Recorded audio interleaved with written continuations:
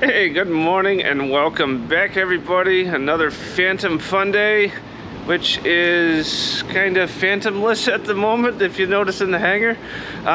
Those that saw the community post on the channel the other day knows exactly why. Well, sort of exactly why. The F4, she's over at Vietnam War Flight Museum. We're about to get over there too, because we want to move her back here, but we had to move her out for a specific reason. And if I pan the camera up, that is one reason. That's another one right there. So our hangar here just got a lighting upgrade, although I kind of wish they would have fixed the ceiling too. That's mostly cosmetic, but that would have been nice. Anyway, so we just got a lighting upgrade here at the hangar. Everything in this one, all the high bay lighting is now those nice LEDs like our other hangars have, just never got around to getting this one done at the time. So the city came and, or the airport guys came and got this all looking really good for us. So we had to move the F4 out because of the lighting upgrade. Now with that, we had to move her someplace safe, because the last time we did this, all we had to do was just move an aircraft out for the day. But the weather has been really crappy lately. Like, we got a thunderstorm just south of us right now. So we're waiting for a break in the weather to bring the Phantom back. And oh yeah, that's looking a little ugly out there. So she's tucked away safely over at Vietnam War Flight Museum, out of the weather. But like I said, we're waiting for a break in the weather to bring her home.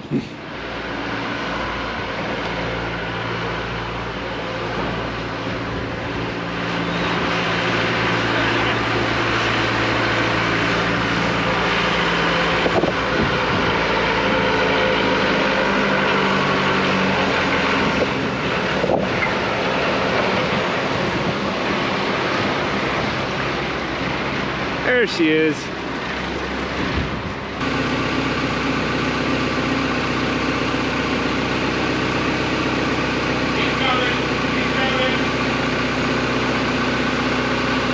Back home safely. Yeah, she got a little drizzled on, but I think that's the best we could hope for, because that weather looks really nasty just south of us. All right, I'm gonna get underneath the airplane now, and we got stuff to take care of, because we're trying to get we're getting stuff knocked out so we can do high power engine runs. Jack fixed the leak in the back cockpit last week. That was a big thing. So now we got to drop the engine door, because now we got to address that P&D valve on engine 2. So let's roll underneath here. I'll make this job shorter than I thought. We just got to drop this door down. Correct. Yep. We're gonna violently swing it right about where the camera is right now. Yeah, I wouldn't be sitting there. I've been hit by this door. It's not fun. Hey, that's how my son got his nickname. It was that very door. What is all this stuff on the ground? We couldn't figure that out either. It's right under where the insulation's loose. It looks like paint. Oh, it's like some sort of caulk or adhesive. I'm telling you, they shot those things up above that insulation. Those are new. It could be. Huh. All right. It's, Be careful. yeah, it's, Got it. oh, I see what they did. They did try to fix it. I thought so. Because there's new, like, anchors, but it didn't stay up, but, hey, there we go. I'm just gonna seat these back in here for now. And trying to remember where this valve is. It's somewhere up here. Yep, there. Yep, right up there. It's in this general vicinity. Nice. In fact, I'm touching it. It's right here. I started to break the safety wire last week because it's pretty accessible. All right.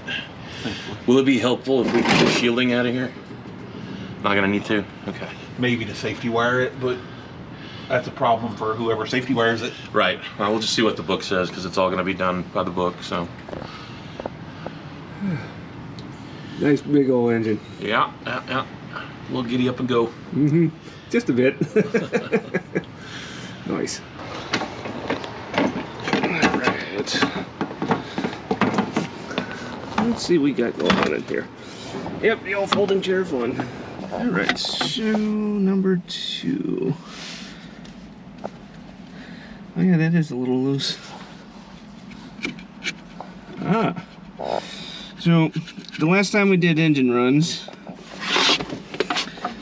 what our pilot noticed is that hydraulic 2, or PC2, wasn't showing any hydraulic pressure. So, he also noted that the gauge is loose. So, why is it loose, and is it just the connector on the back isn't quite right? We're going to find that out, but I'm probably going to need both hands here. Or we just need to swap the gauge. Alrighty. Yeah, here's the hydraulic gauge.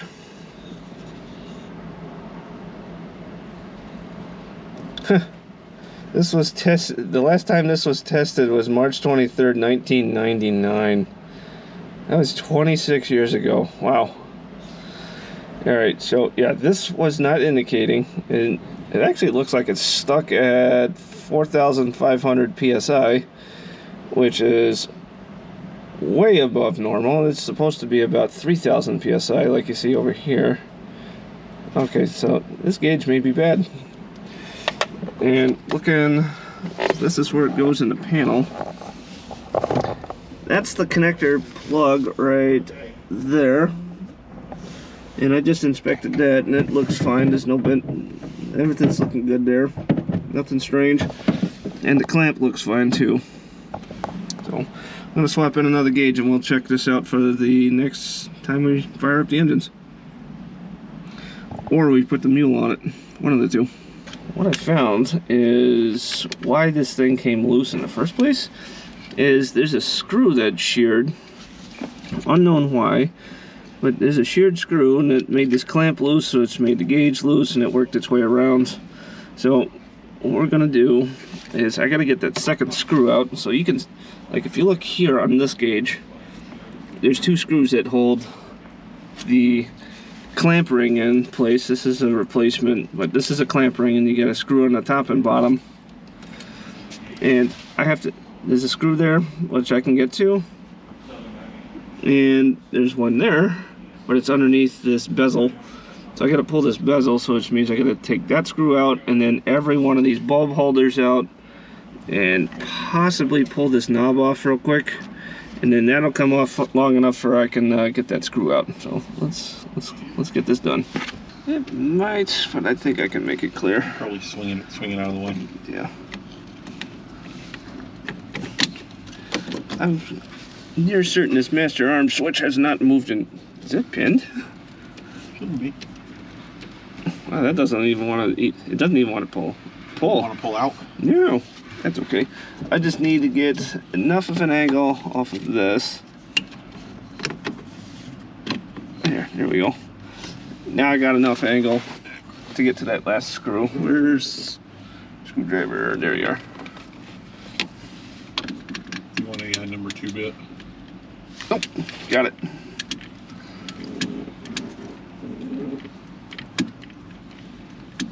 Okay, there we go. Connector's nice and tight. Got this back in.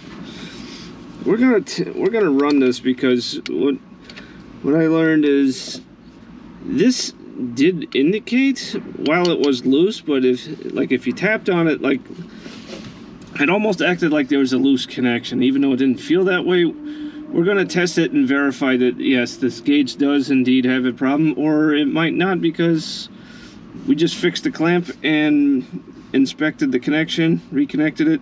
It may work, and if it does, great. If not, this will come out and we'll have to get a new gauge, a certified gauge, because you got to have good instruments, and we can't do any of the high power stuff without having good instrumentation. So that's where we're at right now. So just making sure that's connected. Get this snugged up. Not going anywhere. You got to say that, otherwise it'll go somewhere.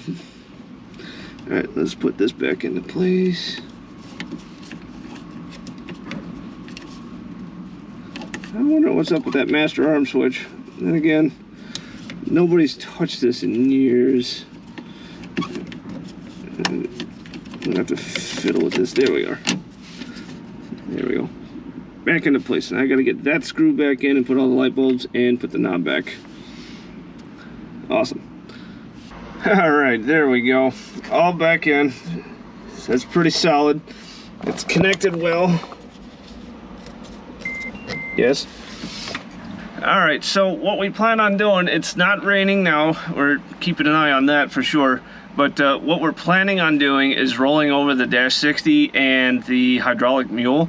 And we're gonna put power on the aircraft as well as hydraulic power on number 2, PC2.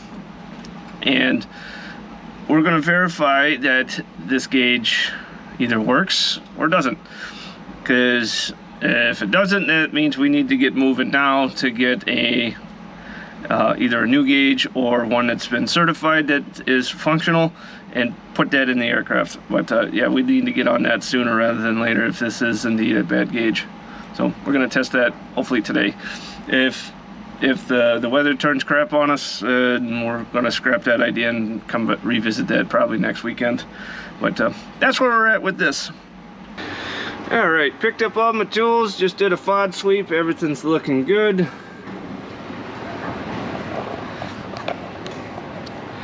Got the Dash 60 over there. They're rolling over the mule. And yeah, we're gonna get this knocked out. Gotta find a battery for the mule though. I think we stole it for something else.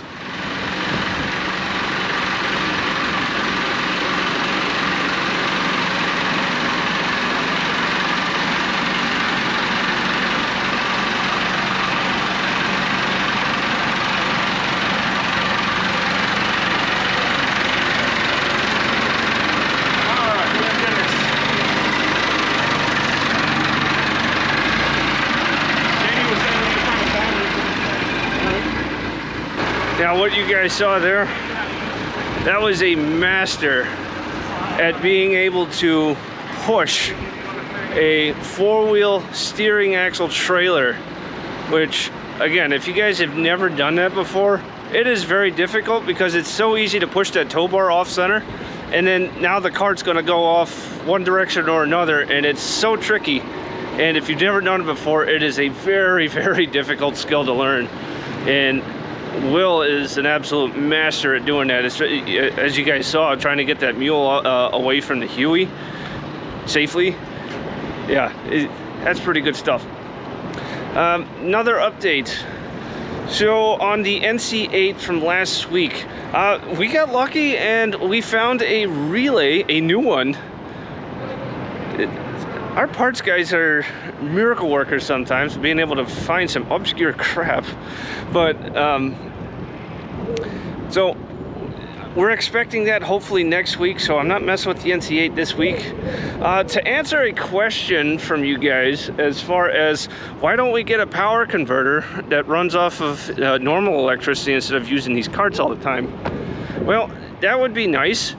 The big thing is, one, they're super expensive.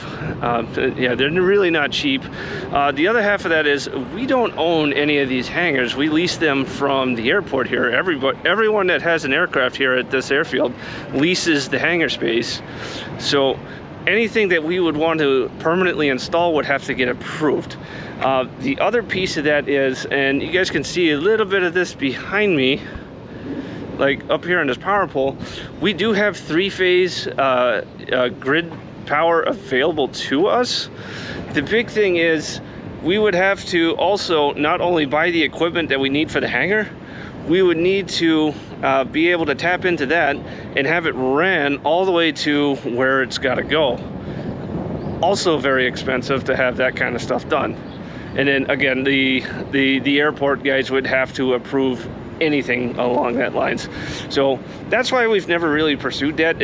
We have the carts, they work, and it is what it is. But yes, it would be awesome to have that one of these days. It's just not feasible for us currently. Well, that didn't go as planned. Seems every turn today we tried half a dozen times with trying to get this mule cranked up, and we have dead batteries everywhere.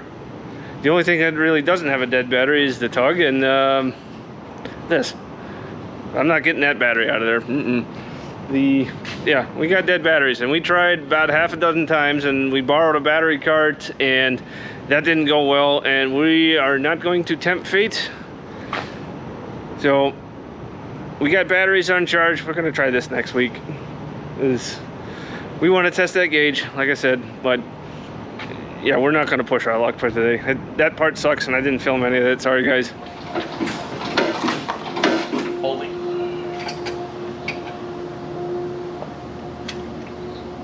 Ooh. Better, but still got air. Okay. We got the no brake tug. It's hopefully should have brakes after today. Fingers crossed. We I think we found a bad bleeder screw on it, so